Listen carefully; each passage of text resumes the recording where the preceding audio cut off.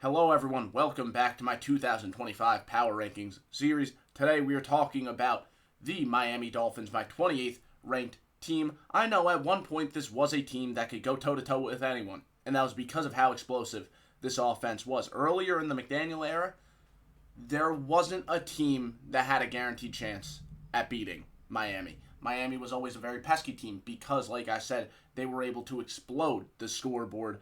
Tyreek Hill, Jalen Waddle lighting up the stat sheet week after week after week. And I think that's still going to be the case. I still think they are very good receivers.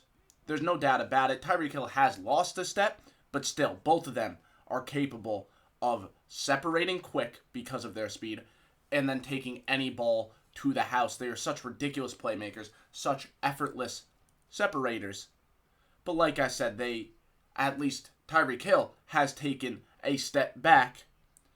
And I don't know how much it matters if Tua can't stay healthy. That's the reality, and that is my big concern with this team. They have the ability to make 5-yard passes into 70-yard touchdowns. They do that, those two receivers. But if Quinn Ewers or Zach Wilson is the guy throwing them the football, the offense can't operate like it usually does. And all of a sudden, those 5-yard completions become a lot harder. McDaniel's offense is great for getting guys open underneath. There's no doubt about it. The unique motions and route combinations create one of the most efficient offenses in the league. But that's only when they have the right guy throwing the football. Tua can operate this offense very well and make it look easy. But then we see another quarterback come in because Tua gets hurt often, and all of a sudden the offense falls apart. That is my concern with this team. There is no doubt that Tua is the right guy for this offense. He might have a limited skill set, but his style of quarterbacking is perfect for this offense. My crazy take is that in this offensive system, there might only be two other quarterbacks I would rather have, if you could guarantee that Tua could stay healthy. Once again, that remains the issue. He really struggles to stay on the field. He has a lightning fast release, though. His timing is elite. The accuracy is remarkable. And he's also able to quickly diagnose plays and make smart decisions. That's the skill set you need to operate this very creative, but in some ways, if you're able to do that stuff, quarterback friendly offense. But it's not quarterback friendly for everyone. Again, Zach Wilson we might see playing here. He's going to struggle because he struggles to play that game managing, timing based style of offense. A split second too late on a pass, all of a sudden it's a pick instead of a 7-yard completion that ends up becoming a 17-yard completion because of some nice playmaking ability after the catch. When things don't go according to plan, Tua can struggle. There's no doubt about that. But in such a creative offense with so many wrinkles, that doesn't happen too often. If Tua does get hurt, we need to see Quinn Ewers be the guy to really step up. He was a 7th-round pick for them. I think he gives me more confidence than Zach Wilson because we kind of know what Zach Wilson is, and he is not someone you trust to operate this offense down to down. Now, what really sucks is if Tua gets hurt, which again, very likely reality because he has such a long injury history. You can't really fall back on the running game too much because it's a very one-dimensional rushing attack. They have outside zone and then another rendition of outside zone and then another rendition of outside zone. Pretty much everything they do running the football is outside the tackles. They don't have that kind of counterpunch inside, and that makes me very concerned. They're not a very good team in terms of just straight-up blocking. They have some quick linemen. I don't think they are great straight people movers, and that's why they are so reliant on the outside run. And they haven't really made too much of an effort to change that. The linemen that they've added over the past couple of years have been exactly that. Athletes, but not exactly people movers. And that remains my concern here. When that passing game can't operate at its maximum efficiency, whether it's because defenses are getting way more physical on the receivers throwing off the timing, now Tua can't operate down to down, or just because Tua is having a bad day or Tua isn't playing and there's another quarterback in the game, then you can't operate that same passing attack. Now you have to rely on something else. They don't have the run game to really fall back on because it's such a one-dimensional attack. No, I can't lie. This is by far the best group of pass catchers I already talked about the receiver duo, absolutely outstanding. But Jonnu Smith and Devon A-Chain are both outstanding pass catchers. A-Chain might be one of the best players in terms of making plays in space in the open field in the entire NFL. And Jonnu Smith had a very nice breakout year last year. He might be an older guy, but he seems to just be entering the peak of his career, or he was a one-year wonder. Only one way to find that out. We'll find out throughout the season. It isn't an awful offense. In fact, when Tua's around, I think this could be a very good offensive unit.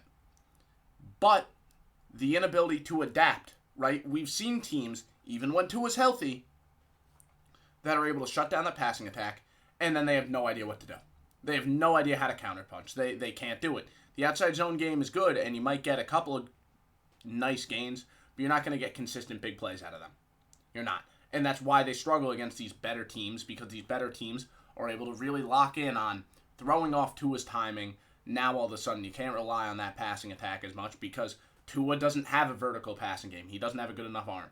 Tua can really only operate in the structure of the offense. The playbook has to be limited for him. He's great at operating those plays, but if a defense knows how to shut down those few passing plays that you really like, well, things don't look too good for that offense. It's very one-dimensional. They're good at what they're good at and very bad at what they're bad at. The defense, I would say, is just bad overall. Now, I like their edge rusher duo. I do. They have one of those McDonald-style defenses, right? Their defensive coordinator is from that tree, so they're going to do a lot of different disguises all over the place. This is going to be Anthony Weaver's defensive unit right here. And like I said, I like that edge rush duo, right? Jalen Phillips and Bradley Chubb. But they are coming off big injuries. We don't know if we could rely on them just as much as we used to. But there is depth behind them. We saw what Chop Robinson was able to do in his rookie year. There's other names in that edge rush room. I like that. The defensive line overall is solid. But the further back on this defense, the worse it gets. I'm fine with that linebacker room. Jordan Brooks was pretty good last year. But then you get to the secondary, and now things look really, really bad. Jalen Ramsey has really fallen off a cliff, it seems like. And he's only getting worse. That's why they're trying to trade him. We'll see if a trade happens sometime soon. I wouldn't be surprised if it's a mid-season deal. But the thing is, you trade him away, and it only gets worse, right? Kader Kohu can get exposed, and Storm Duck, ooh, not someone you want to have on your starting lineup. They lost their two starting safeties from last year, Jordan Poyer and Javon Holland. It's not a good secondary whatsoever, and I think they're going to get exposed there, right? All over, this is a team that is good at some things, right? Tyreek Hill, Jalen Waddle, that passing attack, when they get the ball in the hands of their players, they make plays. Jonnu Smith's a guy. A-Chain is a guy. They're going to make plays. Outside zone in the games where they could really rely on that, they're going to be able to go off for like 150 yards on the ground. They are. But the games where that stuff can't get going, the games where corners are being physical, throwing off the timing of the quick passing game, Tua has to move off and kind of play more of an improvisational style of football. Now Tua's throwing 4 picks and maybe 1 touchdown. And you want to lean on a run game in response, but they're really playing tight on the edge. Now you have to try and run the ball inside. You don't have great people movers. Okay, you're not going to be able to run the ball much inside. Not overly well.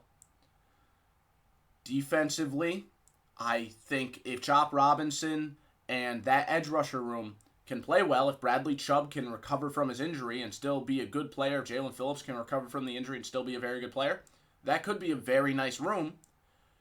But when teams get the ball off, it's most likely going to be complete because I don't trust the secondary at all. I think they're going to be pretty solid against the run, if I'm being entirely honest. I think Kenneth Grant, the rookie, he's a nice playmaker for them. But overall, this is not a defense I feel very good about. The offense going to be very hit and miss. The main issue for this team is going to be that they won't be able to rely on that offense if Tua gets hurt, and that just tends to be something that happens with this team. Let's look at the schedule and see how I have things playing out for the Miami Dolphins. So I have the Dolphins finishing the season at 4-13. A big reason why is that I expect Tua to get hurt, as I've mentioned ad nauseum. at this point. Normally, I don't try and predict injuries, but this is one where it feels like the writing's on the wall. I expect it to happen around midseason. We'll get to that when we get to that, and we'll also talk about the couple of games where I think they'll lose because I think Tua will be hurt, but maybe it could go a different way if Tua does play well and stays healthy, right? I do have Tua and the Dolphins winning in week 1 because Tua will be fully healthy, and we know that defense, they're going to try and prevent the big play a lot. They're going to be very worried about Tyreek Hill's big play speed, and they're going to let some stuff happen underneath. So I think that's a very real thing here, and because of that, I think the Dolphins might have their best game of the season, right? Just doing a lot of damage, letting things happen after the catch, letting their playmakers make the plays. But then I have them losing in week 2. Christian Gonzalez is a corner that we know can catch up with anyone, go stride for stride with anyone, and as a result, I don't think Tyreek Hill will have a great day. And we know that Vrabel is going to absolutely make sure that all the corners, every member of the secondary, tackles well and limits guys like Jalen Waddle, Devon Achane, Jonnu Smith after the catch. They're really going to make that a goal because of that. I don't think the Dolphins really match up well against the Patriots. So even though it's their home opener, I don't think they win that game. Then we have them losing against the Bills. Here's the thing you got to mention about all of these games against these really top-tier teams for Miami. We know that the Dolphins aren't a team that can beat those better teams, those higher caliber teams. It's been a thing for a very long time with them where when they play teams that are above 500, they tend to lose because McDaniel and the rest of his coaching staff can't beat more talented teams, and that reflects on them, right? The well-coached teams can beat teams that are more talented. The teams that aren't overly well-coached, no matter how creative the play designs are, the fact is they cannot step up against those top-tier opponents, and that's going to reflect in this game right here. Aaron, Glenn, and the Jets, they're going to play tough. They're going to play better than their talent, and because of that, I think they're going to beat the Dolphins because I think they're going to play with a lot more energy. They're going to play to win. Meanwhile, the Dolphins, of course, they're going to try and win, but I don't think they have that same energy there. I think Aaron, Glenn, and the Jets are going to beat them, and you got to keep in mind, the Jets are going to be very physical. They're going to throw the Dolphins off of their timing, and we talked about it. When the timing of that offense isn't really working, all of a sudden, everything looks so much worse. And that's exactly why I think they're going to beat the Panthers, because the Panthers aren't going to be able to be overly physical. They're going to let some of that stuff underneath really hit, and when the Dolphins can work the underneath game and get their outside zone game working, which I expect them to right here, they can do a lot of things on the scoreboard, so I expect the Dolphins to go ahead and win this one. Then they play against the Chargers, another physical coverage team. Same thing with the Browns, and that's why both of them are going to win. The Chargers are going to play very physical football. The Chargers have a certain energy about them. It's very similar to the Jets, but I think the Chargers are just a lot better. So I think the Chargers definitely win that game. And the Browns, another physical team, like I said, they're going to play a lot of cover one. They're going to be physical. Guys like Denzel Ward, Martin Emerson, Greg Newsome, they're going to get physical. They're going to get in the receiver's face, throw off the timing of the routes. I expect the Dolphins to lose that one because when that short passing game isn't getting going, I don't think they could do many other things. They could try and get the outside zone game going, but I think the Browns are stout enough up front to really win that one. This is one where if Tua's healthy, they probably win it. They do, but I don't think he will be. You know, you play against a Chargers team with some devastating guys up front. You play against a Browns team with even more devastating talent up front. I think by now Tua is hurt. The game is in Atlanta. I think the Falcons win this one unless Tua is playing very well and he's fully healthy. Then they're going to be able to keep getting open underneath, which is, you know, the Falcons let stuff happen underneath, and then the Dolphins are going to do their magic. Run after catch, run after catch, run after catch. They're going to make plays that way. I think this could be a very nice game offensively for the Dolphins. But you also have to keep in mind, Michael Penix might pick that secondary apart. Like, this could be a very good Michael Penix game. I'm taking Atlanta. They're the home team. I also think Tua might be banged up at this point, and we talked about it. They can't really step up against those high-caliber opponents, so I expect all three of these games, week 9, 10, and 11, to be losses because all three of those teams are top 10 in the NFL without a doubt. And right now, the Dolphins are a 2-win team. They haven't won a single game at home.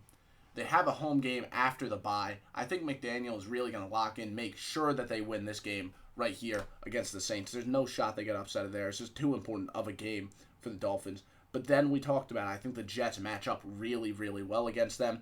I think the Steelers might get caught sleeping in this one. We know the Steelers are very prone to getting caught sleeping. It happens a lot with that team. Then the Bengals, this could be a very interesting game. It should be a really high-scoring game. But Jamar Chase, Joe Burrow, T. Higgins, they're going to pop off against that secondary. That's just the reality of this. They are going to pop off. They're going to do so much damage. I think it's going to be very high-scoring. And I expect the Bengals to win 40-33, something like that. I expect that to be that type of game. And I think the Buccaneers are going to pick apart that secondary. I think they're going to do a lot of damage. Wheeling and dealing through the air. Mike Evans. All that talent. Chris Godwin. They are really going to get going. McMillan is another guy. They drafted Egbuka. They are going to light up the scoreboard against them. They're going to be really stout up front. Prevent that outside zone game. I think this might be the biggest blowout of their season. And by now, I think they tapped out against a Patriots team that I still think will be fighting for something late in the year. So I have the Dolphins losing that last one. 4-13. I don't think things will go overly well. Should be interesting to see what they do after this year with McDaniel, what way they end up heading in terms of the head coach search beyond this. If they do move on from McDaniel, I am really excited to see what the future looks like for a Dolphins team that's in a really tough spot. But right now, I do not feel overly excited about this Dolphins team.